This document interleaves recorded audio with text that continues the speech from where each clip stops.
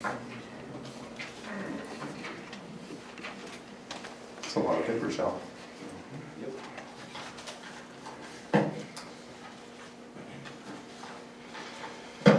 Okay, doesn't have a form number, but City of Hapeville document alcohol license establishment planning and zone form. The grade section in the middle part. That's the most professional way to say it. Staff use only. The question that I had with regards to the asterisk. Asterisk, there is an existing occupational tax permit for this address which allows the increased size in reference to the 6,000 square feet. Is that due to a prior restaurant and now the new restaurant? So it's sort of like the same thing as if a mechanic shop shut down and immediately within a certain time period became a mechanic shop again. That's correct. There's an existing business license occupational tax permit for a restaurant of that size. Okay. That was basically non-conforming. All right. That was my understanding. Just wanted to check. And had the honor of joining my colleague, Dr. Adams, to come see the facility, I believe last week. I believe you stated that there was a ticket booth and sort of ... Does that lead to an age restriction is my question. And if so, is that age restriction to basically allow efficiency of like letting in only 21-year-olds, or will it be 18 and 20-year-old mixed? We're 21 and up for up to 21 and up.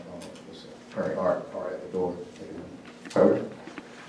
And lastly, and hopefully I'm not stealing thunder from other people's questions, the Alcohol Establishment Code Enforcement Inspection Form lists additional violations noted. Interior illumination dash, it is difficult to see inside the premises from the front parking lot from the front parking lot due to the awning overhanging cast a shadow on windows. There is no tint on the windows, parentheses previously removed, and parentheses period. From what it still looks like there's tinting, so maybe I'm just a bad judgment on that, but it has been removed, the tint? It was removed prior to us even taking the lease or anything. It was already removed. We haven't had to do anything. But All right. we would have actual blinds over those windows for economy shelters. Couldn't have lights on the end with the for the show that kind of set tone for the room. But anything that's been removed was removed previously. Is there going to be outside seating? Not for the show. There'll be, the outside area will be more of a waiting area, for lack of better words. We would come to the second show on weekends. All right. And kind of way out there, but they just do strictly for that. I mean, from a public safety perspective, since they did state that it is difficult to see inside the premises with the overhang, would y'all object to removing the overhang? It's not my property to remove it. I would imagine that would be consult with the. That's true. That's a good question. Good point. I think that's all my questions at the moment. I might have one later about a follow-up to parking, but thank you. Just to follow back up what Travis said, that is listed as far as the code enforcement inspection as an additional violation. So with that being listed as an additional violation, that the overhang provides a difficult interior illumination, I think that would be prudent that you would take that back to the owner in order for us to have that visibility within that particular restaurant.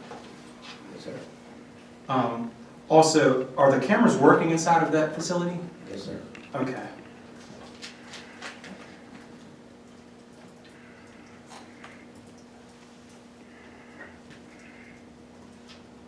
Did you provide a floor plan to the city? Well, we provided one. We provided one that was already there, but because it had a previous certificate of occupancy, they went with the original. The floor plan was already. Showroom, we're talking about the actual facility. For the entire facility, the showroom, the A, B side, all of that? Yes, sir. For the actual plan of the entire facility. Okay. So, and the reason why I asked that question is I wanted to actually, I came there to visit to get an actual visualization of the actual establishment itself. It looks like you guys have 2 bars in there, correct? I read something inside of the alcohol ordinance. It's very difficult to understand nevertheless. About each consumption area should have its own license, if I'm not mistaken. I believe that is more geared for a hotel, Okay. like the Hilton, for example, has multiple restaurants within the hotel. I believe, correct me if I'm wrong. No, it is. So that's more for either a hotel or a classic. I don't know if council recalls, but when I was growing up, for example, you would have restaurants and you would have an attached lounge. The lounge would require a separate alcohol or alcohol license as opposed to the actual restaurant. Same kind of theory applies to the hotels. If you have a lounge, you also have a restaurant. You have an upstairs lounge, that kind of thing. Each individual bar area, for lack of a better term, would require a separate license. Okay, but correct me if I'm wrong, as I go back, the comedy club has a bar in it, and then he's gonna have a lounge too. So that pretty much encompasses what you just stated. It does if it's a separate, I'm trying to think about how to explain this. With the lounge area is gonna be inside your facility, correct? Correct. Okay. There's gonna be doors separating the facility, the 2 Doors. facilities? There's a door that separates. Okay.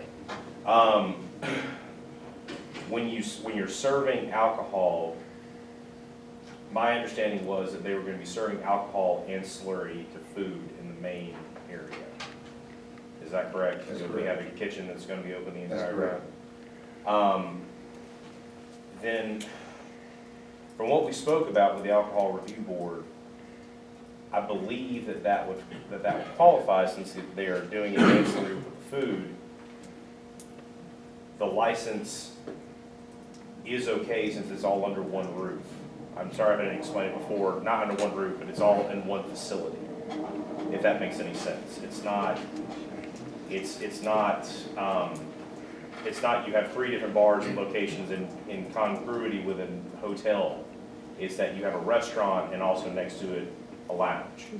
So my example before was poor, but in that particular case, under one roof, I believe that you would only need 1 alcohol license.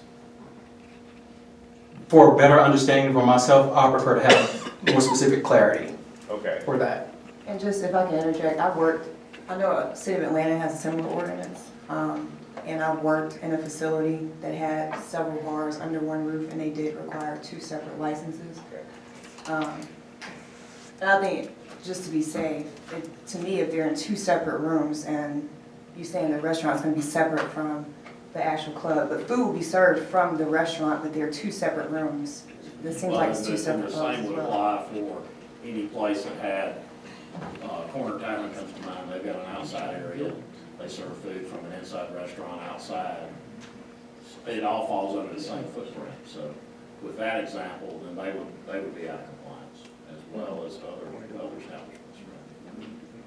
Based upon that example. So, just, I think it's something that's worth looking into at least. that's the point.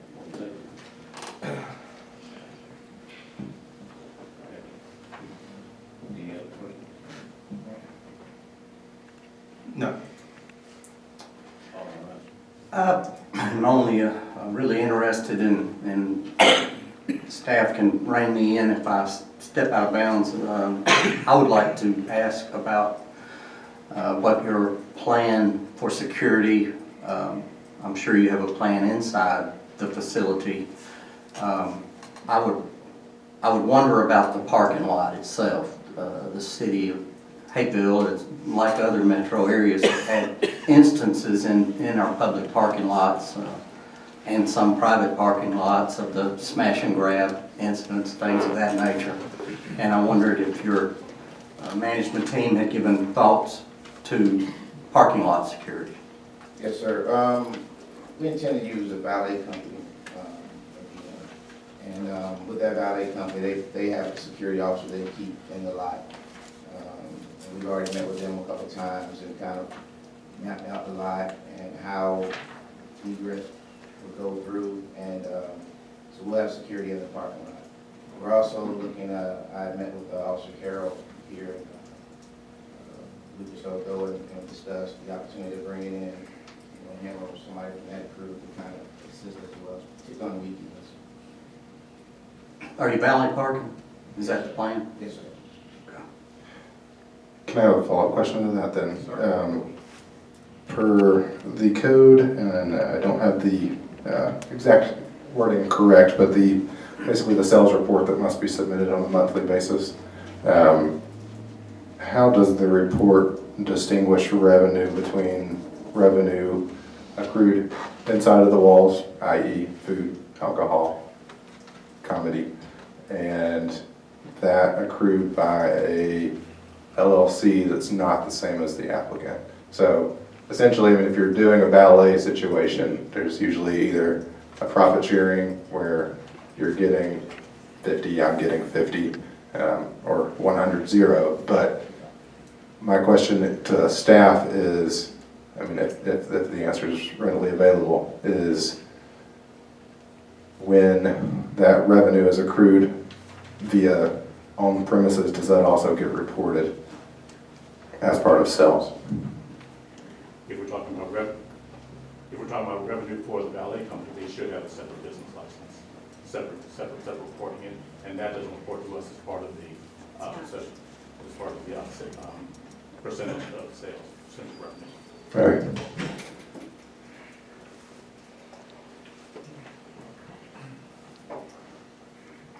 All the rest, any other questions? No, that's. Councilman Alexander? Are there actually 350 paved spots? There are 287 paved spots. The way the valet, you add 20% from whatever number of spots you have, and that's the number of spots you actually get, so that's why So it has a capacity to park 350 cars, but there's not, that's a minimum, and it's 350 be a smaller amount. and it's valet only?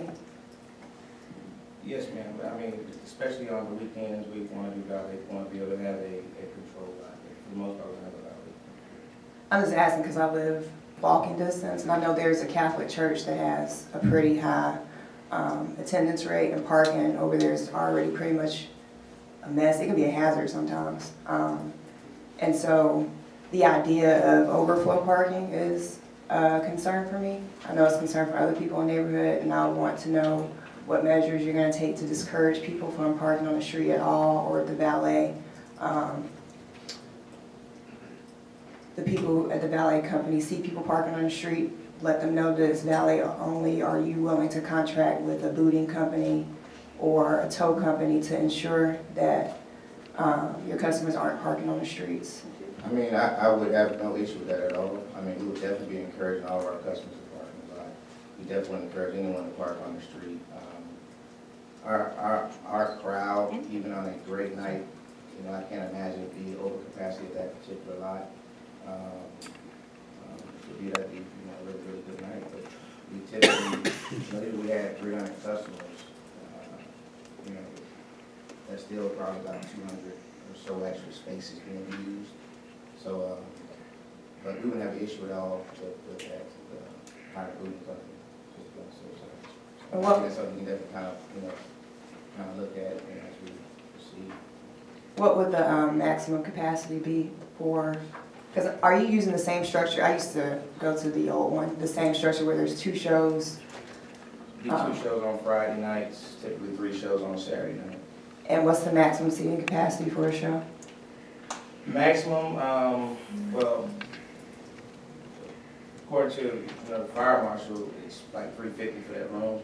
But because we want to make this room really, really comfortable for our customers, we only put out a maximum of 302 seats on the floor. And that's 302 very, very comfortable seating. I mean, it's not tight. You can actually slide your chair out and never have to bump anybody. So it's a very, very comfortable room, and we want to keep it that way. And the restaurant will be open in concert with the comedy club at the same time? Yes, ma'am. So if the comedy club seats a maximum of 300, and it sells out, reasonably, where would your restaurant, I guess, park? No, if you've attended, and I'm just saying this based on my experience uptown, there's usually 2 shows or 3 shows, and they overlap. And people know that parking on Marietta was tight, so people would arrive early, and there they'd have to wait in line, but now they have an option to sit in the lounge and eat and drink. So I can foresee people arriving early and getting comfortable when there's a show already happening and their car's already parked, a sold-out show, hypothetically, and in addition to that, there are other people who need to park who are at the restaurant I mean, waiting again, for the next show. yeah, if you look at the numbers of, 350 spots, that's the average of usually minimum 2 people per vehicle. So you're still talking about a large number of 500, 600 minimum people that can actually, if you had, the overflow. So I think we still would, well maximize the numbers in terms of parking. I just can't, I don't foresee that. We really looked at it pretty detailed in terms of the numbers of spaces and people. And I still think it still fit into that overall lot. And still, even behind the event center, there's still parking behind there, in the bottom level of the event center. I mean, it's a lot of spaces. You figure the overlap that we had at Marietta Street, this still is larger than that. We had 3 different areas with the parking over there. This is still bigger than those 3 combined. So if there's no event scheduled at the event center, you will make use of those 83 spots as well? Absolutely. And that's kind of why we want to be able to get the lease on that as well, and kind of control that atmosphere and that parking. Kind of get the lease, or do you already have the lease? I understood from the lease agreement that there was. No, Oh, I was saying that's why we okay, gotcha. negotiate the entire lease, so that we can we know what our schedule is. Thinking ahead. All right, thanks. One more question, sorry. There's no plans to valet park on any of those, for lack of better words, the open lots with grass or gravel that are adjoining the property? If it's not part of our lease, we're not valet parking. But we will, I do like your thought about including public commercial enforcement. That's a great idea. We have a lot of problem with Uber drivers using your lot for staging and whatnot, so it would probably behoove you to control who gets to park there. Yes, sir. One last tag on, is the event center 377, is that? 377. Oh, yeah, it's all in the lease. One other question that I have,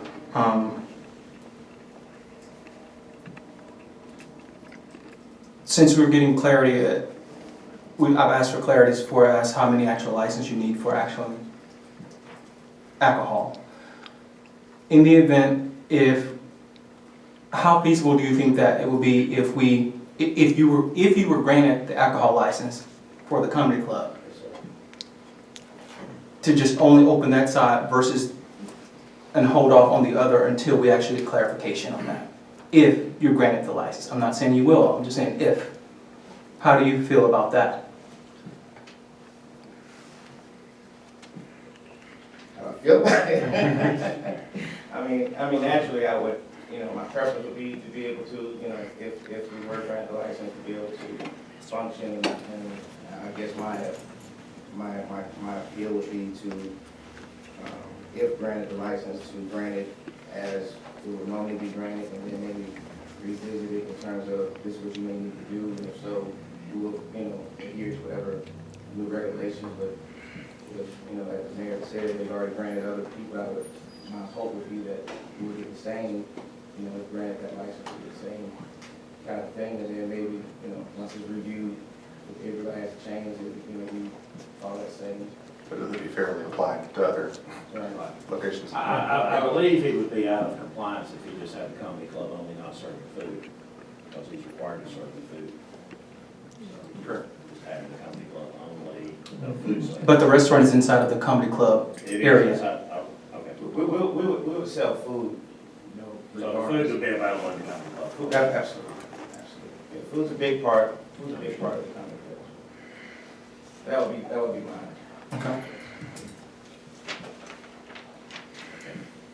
Any other questions from council?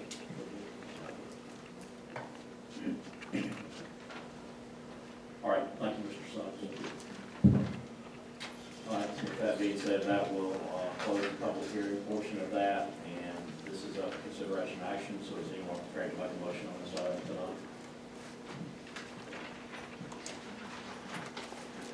tonight? I'll move for approval to get the motion on the table, and if there's any other discussion, it can go forward. Motion for approval, is there a second? Second. Second discussion? It's more of me just being a person that pays attention to detail and does forms for a living. I'd hope, like our forms in general for the city, not just for this applicant, but just for all alcohol licenses and anything, when the applicant is doing a signature, to make a time date stamp as well. I know most of the planning commission documents are that way, but just as a stickler to detail, to make sure that when a notary is occurring, that it's occurring at the same date. But that has no bearing on my view in this case. No. Any other comment? So there's a motion on the floor and a second for approval. If there's no further discussion, all in favor of the motion, raise your right hand. All opposed, same sign. Motion carries and the license is granted. John, if you could just follow back up, if we need to clarify any language about the multiple sales points. Yes, sir. Looking back over the definitions, to Mayor's point before about a place such as the corner tavern with patio, patio is specifically accepted as being, under the definition of a restaurant, is specifically accepted as being an area where you do not have to have another license. Okay. Lounge is defined in the code. However, I'd like to consult with Ms. Walker with our office who wrote the code Right. to get a little bit more clarity from her so that I can provide an answer to council. And if the comedy club will have to come back and get another license, then we can determine that at that time. Okay. Thanks so much. Thank you. All right. We now move into our consent agenda. Item 7 on our agenda tonight, and under the consent agenda, we have. I'd like to make a motion to amend the agenda to add section 8.2, discussion on Dogwood progress and allow public comment.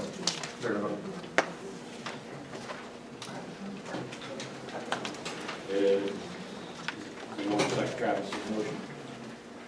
I'm not sure I understand the We're motion. adding, under new business, we're adding item 82, progress and discussion on Dogwood Drive.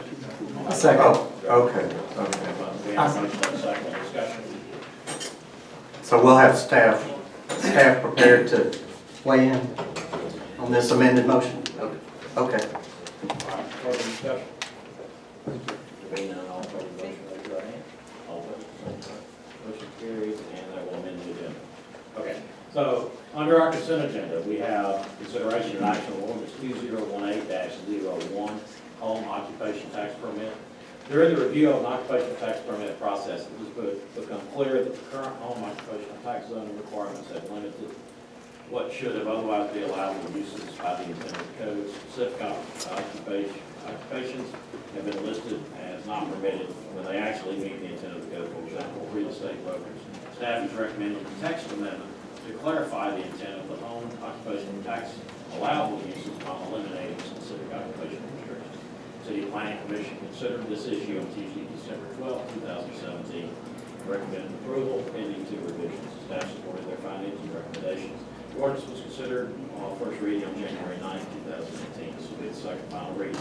Second item under our consent agenda is consideration of action on ordinance 2018-02, personnel board duties. While reviewing amendments to the city's employee handbook, the city attorney suggested an amendment to section 4-302 regarding duties of the personnel board. Such amendment is proposed in the attached ordinance. One of the amendments to the handbook involved designating a hearing officer to hear appeals to adverse job actions taken against the board. The current text of section 4-302, subsection C4, does not allow personnel board to delegate its duty to hear appeals of employees. However, the proposed amendment will allow such delegation.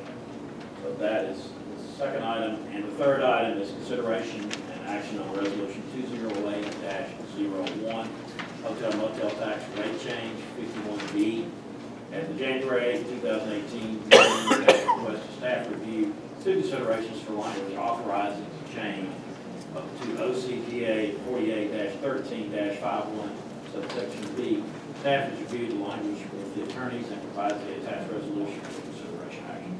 So that's our consent agenda for this evening. I'll entertain a motion that the consent agenda be approved. So moved. Motion to approve, is there a second? Second. Second discussion. All in favor of the motion, raise your right hand. All opposed, same sign. Consent agenda is approved. I know he's already gone, but I wanted to thank General Manager Shepherd for coming to give his comments on that part.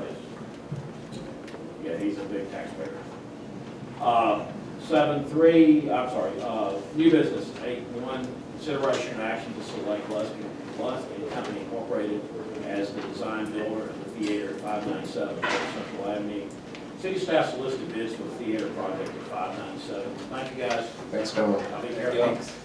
At 597 North Central Avenue, two firms submitted bids and they have been scored based on design solution, skill of staff, general conditions, fees, etc. Similar projects and other criteria. After interviewing both companies, determining the scores of Luskin Company was the higher right firm. City staff recommends Luskin Company as the firm to perform the design build of the theater project. At a later date, staff will bring back to council the actual cost amount for the design and build of the theater, an estimated budget, conceptual design, and then submitted with scoring sheets. So tonight, the purpose of this is just to select Luskin Company. Is anyone prepared to make a motion on this item? Motion to sum up, so moved. Okay. Motion to approve Luskin Company. Is there a second? Second. Discussion. All right, there being none, all in favor of the motion, raise your right hand. All opposed, same sign. Motion carries. I believe there was particulars, and I'm not sure if this is out of the order with that, but some public comment related to the design. Should we discuss that now or in a future setting? I think let's put that on an agenda. That's going. So that it can be published, that we're going to be taking comments on it. Okay. That way more people know. Sure. They know All right, thanks. And then we can have the boards, maybe, concept. And that was, we didn't even ask for that, they just gave us two concepts. All right. So they might have given us five, if Sure. we asked them to, or something. Just Or they know may just have two. but- general consensus is a larger marquee area, so Right. Okay. thank you. Thank you. All right, so the next item is the Dogwood project, and a resident, Larry Martin, has been in communication with staff and council regarding some concerns he had regarding that project, and Councilman Horsley has requested this be on that the agenda be modified tonight to bring an update on that. So Travis, you want to take the lead, or you want me to follow on the lead? Just in general time, appreciate staff for all their time on this, and thank Larry for his comments as well. I know between at least a few of us up here, we've met with you probably 3 to 4 hours apiece, so I yield my time to Mr. Stein.